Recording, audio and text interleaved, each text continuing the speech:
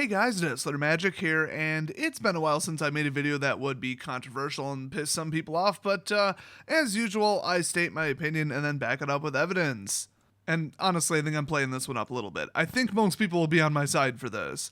Now, this topic has come up before, like when they were actually doing this, but I will say it looks like maybe, although this might be a stretch, they're printing 2 master sets per year now. I mean, maybe it's a fluke. I feel like it's not. In fact, I think they already announced that there would be another Masters set next year, not at the normal time, and it would be like a 25th anniversary set. I might have heard that wrong, though. So assuming that's what they're doing, okay, and let's also assume they're not going to drop the price. So that would also lead to the fact that, okay, they have to put in cards that are worth money. Now, if they print them too often, it will suppress the prices, although there is a huge rebound when people are like, cool, I can afford to play Modern now, and then they all buy up the cards and the cards like go back up in price. I mean, look at Tarmogoyf.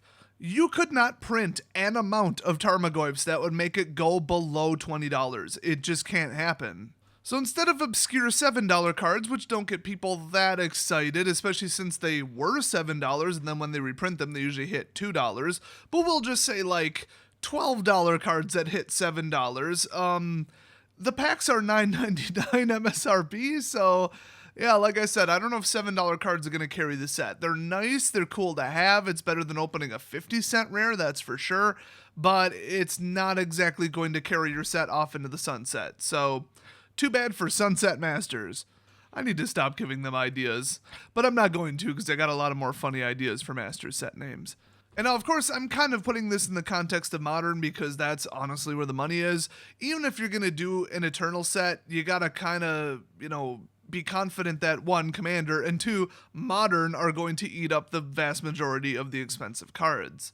So, I mean, Eternal Masters, it was literally Eternal. They tried not to put Modern cards in it because it was for Eternal.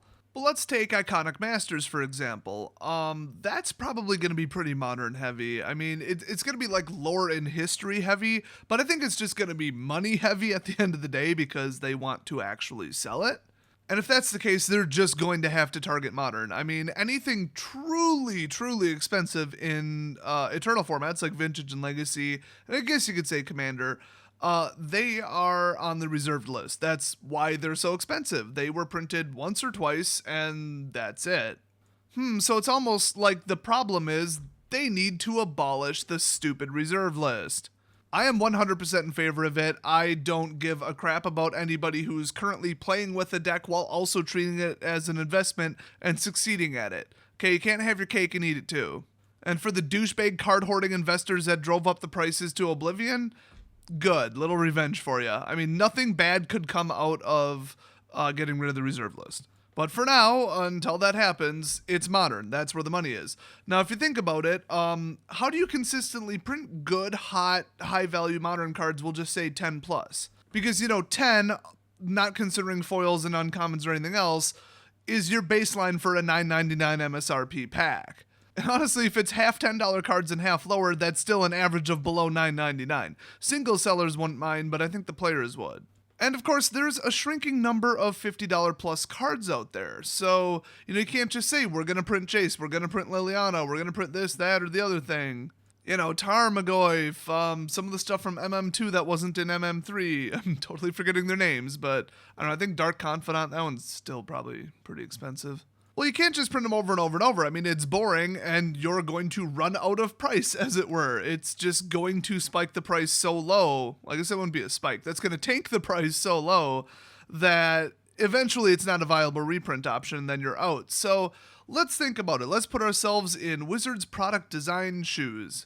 So start pretending you give a crap about LGBT issues solely for image reasons, and also start thinking, what would you put in the set if it's mostly Modern reprints and you want the best bang for your buck, the best staying power, where you could maybe even print it 4 years in a row and it would still have the highest potential price.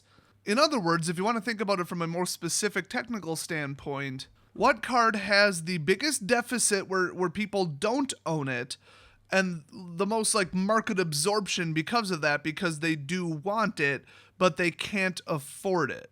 So what card or set of cards would that be? I don't know why I'm making this a mystery. I guarantee I'm going to put it in the damn title. Screw you, YouTube, and screw you, Desolator Magic, for always using very straightforward titles that aren't clickbait or mystery vague nonsense. Oh my god, I really want to name the video Mystery Vague Nonsense now. Make that the actual title. Oh my god. I seriously doubt anybody would click on that though. Anyway, the answer is Fetchlands, because who the hell has them in their budget modern deck, but who wants them in their budget modern deck? So reprinted in every single set. I mean, we're talking the first master set in a year put in 5, and the next master set put in the other 5. Just alternate and keep that going for the next 10 years. Well, pump the brakes a second there because we might have a problem. Fetchlands are basically currency. They're the most reliable, most unchanging, except in a positive direction. By positive, I mean up. I wouldn't consider that positive. I want to buy them. But positive from a mathematical standpoint. So yeah, I mean, you're guaranteed to not lose money on them, except for very, very, very closely after they're reprinted, I guess you could say. So if that's the staple, that is the value and it's the backbone and it's the bottom line dollar amount to every modern deck pretty much, except I guess Black Devotion. Oh, and Merfolk. Okay, there's a couple exceptions, but any more than one color one, it's like, there it is. If every other card falls off and gets reprinted to oblivion, at least you have the Fetchlands. You know people will want to trade for them or buy them. You know you can buy list them. They're reliable. I mean, it's almost like its own currency. It's like there's the US dollar right there. You know, you're pretty confident it's not going to be devalued, but it's still not really propped up by anything truly. It's, it has inherent value in use, and everybody agrees that they're good. I mean, it's kind of a little bit of a different situation, but you get what I mean. So why would you devalue that? Because that would cause the economic collapse of the modern card, economy, I guess you would say. Oh, this analogy is getting out of control. So let's start with, would that really happen? It depends on the print volume, and you guys know that, like, MM3 was rumored to be printed to death because of EMA, although even debatably that one was printed to death. I think there just wasn't a very high demand, and Commander players only need 1 of a card, not 4. So I don't know if that one was necessarily printed in a terribly high volume. I mean, it did sell awfully fast even after it came back. But the rumor was, since everything else was printed to death, what was that, Plane Chase Anthology or whatever? I don't remember what was being sold back then that everyone was tripping about. I think that was it, the one where it's like $78 instead of $150. Well, they printed that to death. That is a fact. I mean, that happened. They printed way more than the demand. So I think coming right off that, people were like, okay, they're going to print MM3 at, what was the rumor, 5 times the normal print run? Turned out that didn't happen. According to my distributor, and they know what's up, they have the numbers in front of them, MM3 was approximately the size of MM2. So if you find that shocking, I mean, that's what ACD distributors said. So take it up with them if you don't believe it. But no, I do believe that to be true. I don't think that they would print it much above, even like 25% above MM2. I mean, they had more players. Modern was getting a little bit more popular, I guess. I mean, some of the decks were shifting, so people weren't just seeing the same old crap. I mean, Black Devotion, Death's Shadow, quirky stuff, Eldrazi 2.0. You know, it was shifting enough that people were like, okay, I might get into this. You know, plus the reprints MM2, and helped it a little bit, dropped some prices. So that was the rumor, and they had perfectly good reason to overprint the hell out of it, and they did not do it. Either that or people just bought them up that much. So now you look at the prices, they've rebounded on quite a few cards. Not fully in all cases. I mean, it's kind of across the board, depends on the exact card. And of course, trends in Modern, which are changing, so there's that. So it's not really apples to apples anyway. But a lot of cards have returned to very close to their price. So with that aggressive of a print level, let's just say that's the most aggressive they could do, with people cycling out of Modern and people cycling into Modern as new players who are like transferring from Standard, or they want to play both, or, you know, just new players getting into Modern basically. Okay, that's not changing. So then you have the theory of, okay, cards are being destroyed or lost, or, well, everybody says like stolen. Well, then they put them right back onto the market. They didn't steal them, like eat them. So we'll just pretend that there's some massive, 3% of all Fetchlands are destroyed every year. I don't think that's the case. I think people are drastically overestimating that, especially with Power 9. But that's a whole different thing, though. Maybe people are like quitting the game, taking them out of the market, and not disassembling or selling off their decks. They're just leaving them in storage. I guess that would be considered effectively gone. Either way, maybe the print runs somewhat equal the number of people joining Modern or building additional decks in Modern, or just whatever ups the card demand. So if that was happening, okay, that's actually a good balance. They actually could back-to-back print Fetchlands over and over and over twice a year, alternating 5/5, and the market would probably soak it up. So that's my theory, but let's just go worst case scenario. Okay, they just print them to death. Absolutely print all 10 Fetchlands. I'm trying to think if there are 10. I think there are 10. If I'm mistaken, whatever. Just imagine I said the right number. Tells you how many I own. Windswept Heath, 4. That's it. I don't own any more. They're too damn expensive. If I have them, I sell them. I need money. Yeah, I'd rather have a month of food to eat from the grocery store than a damn playset of whatever the hell. But anyway, let's just say, okay, the cards collapse. So we're seeing Fetchlands at 10 to 15 bucks, okay? And I have no idea what those other Fetchlands were before they were printed in Khans of Tarkir. I assume they were really high, but they ended up hitting, below 20 for the most part. So, let's say they start throwing them in standard sets even, and master sets. They throw them in everything, put them in From the Vault, have it literally called From the Vault Fetchlands. That would actually be really funny. From the Vault Commander, though, people would be like stabbing each other in the streets. That'd be like $400. And I don't mean commander cards, I mean literally commanders, the commander cards, like the general of the deck. I mean, they could just pick the crappy ones, but anyway, okay, so they reprint them to death and they hit 10 to 15 to 20 bucks. End of the world or good thing? Sorry guys, no surprise here. I've said it before, I'll say it again, good thing. You're either an investor or a player. Stop trying to be both. If you do by sheer chance and luck become both, great. So what I'm saying is you build 5 modern decks, okay, and they're worth cumulatively $3,000, we'll say. Okay, so you play with them, go to tournaments, you cycle through them, whatever you feel like playing on a given day, okay, cool. Oh, and 3 years later, they're worth $4,000. So not only did you spend the money, not invest the money, you spent it, it is gone. That's how products work. I would just not take for granted that you could always liquidate your deck and it will always be worth money, because does standard work that way? Hell no. As soon as it's close to rotation, those cards are worthless. So lucky you got all that playtime out of them, you won prizes, you went to tournaments, you got all that use out of them, and you effectively didn't have to pay anything, and you effectively made a profit. Well, assuming that you could sell them for their exact price cash in person with no shipping, no sales tax, yeah, good luck. But we'll just say you made a profit. Well, great, but stop counting on that happening. Like I said, you spent money, you bought a product, it is gone. It's like, oh, I spent money on a movie ticket to go see a movie at a theater. Boy, I hope my return on investment is pretty good. No, you spent that money, it's gone. By the way, that's why me and my friends will just take like 20 bucks and go to the casino instead of like a movie, because then we might get our money back, and if we don't, we just consider it spent anyway. Although lately, we have been going for the last 6 months there for just free credit. Nothing but free credit. We get promos, we get points, we get this and that. I work the system, I do some math, do some equations, and I know the margins. I know how to flawlessly play every single game mathematically, and I know how many times to cycle it to have it win on a grand scale. And so far I'm up about $1,400, which is way above the spread, but I hit a couple jackpots. I mean, seriously, what's the casino edge on they sent me a free credit, I walked in with my ID and the membership card, and I didn't bring cash? What's the odds of them winning my money in that case? I'll give you a hint. 0, because I didn't bring it. Joke's on them. Also, I am going to destroy that free drinks machine. I mean, I don't know if they've ever seen a human put down 72 ounces of lemonade in about 10 minutes, but, I mean, that's what I do. What the hell is this video even about? Oh yeah, stop treating something as an investment while you're getting value out of it, okay? You spent the money, it's an asset, whatever. Cars don't go up in price, boats don't go up in price, things just inherently go down in value. That's just how the world works.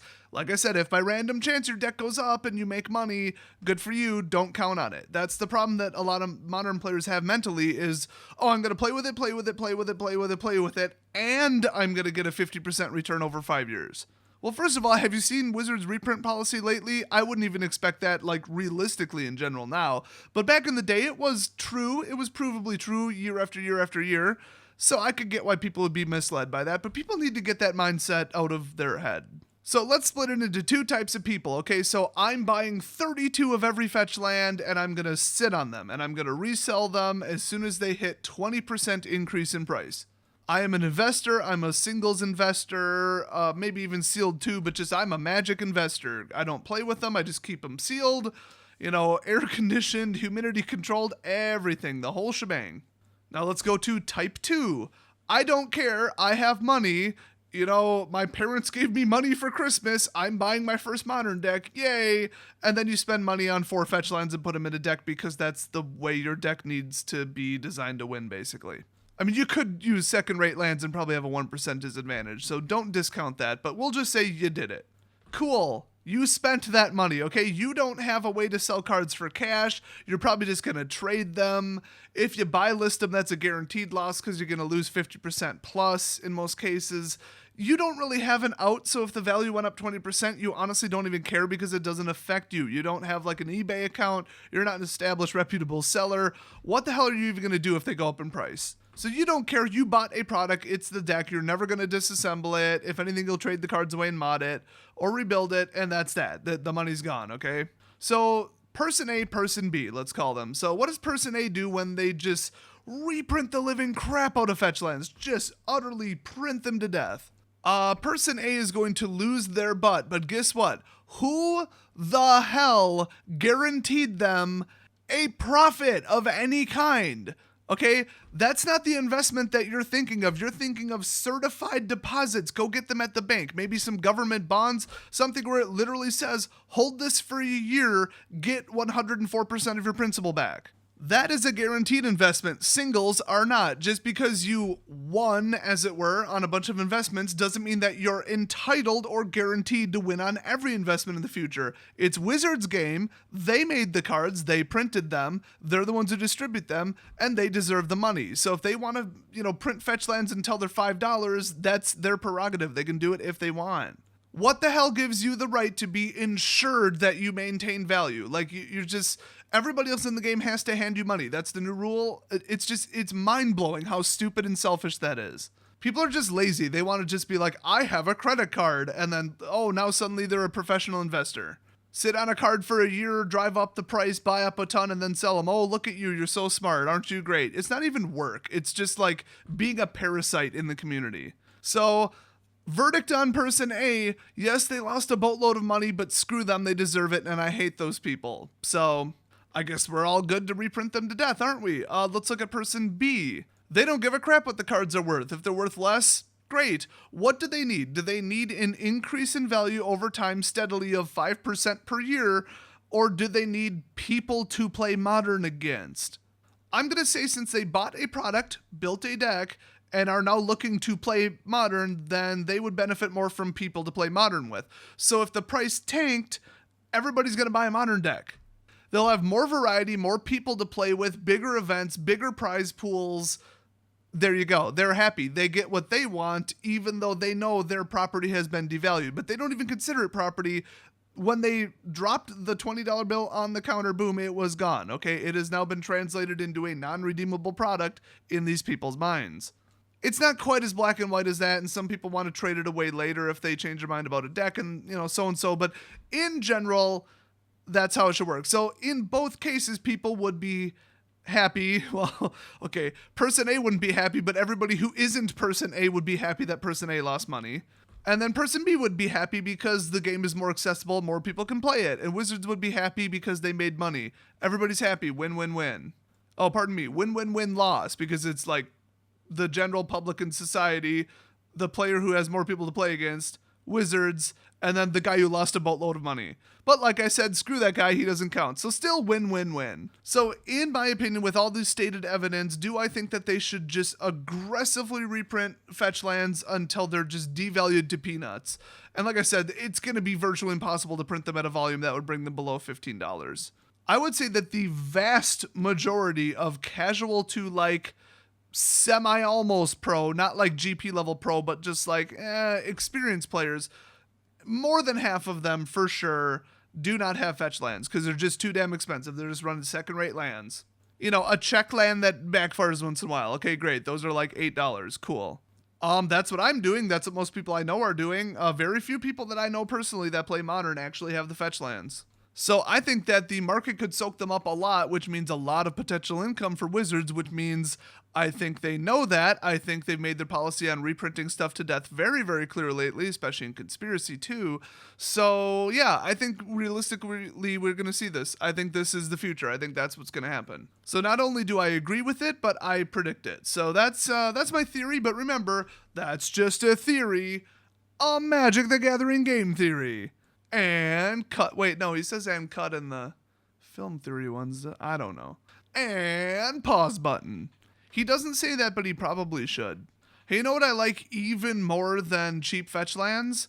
An awesome channel on YouTube known as The Idiot Reviewer. He's been a longtime supporter on Patreon, so I'd like to shout him out. Also, if you read the top tier, I am required to do so. But if I didn't actually like it, I wouldn't be quite this enthusiastic. And I do quite like his channel. You guys should check it out. A lot of, very central topic stuff. He's not like all over the place making 9 different types of videos like I commonly am. It's just like, here's cool geeky stuff. You into it? Cool, watch it. So it's one of those channels where you could subscribe to it. I can't talk today in case you didn't notice. You could subscribe to it and just watch every single thing that comes out because you know it's going to be something you're into. I love channels like that. Absolutely love it. It's basically like The Know. They could talk about anything and I'll be like, cool, because I'm interested because me and them are on the same wavelength. So, link down in the description if you want to check out his channel, and I will see you guys next video.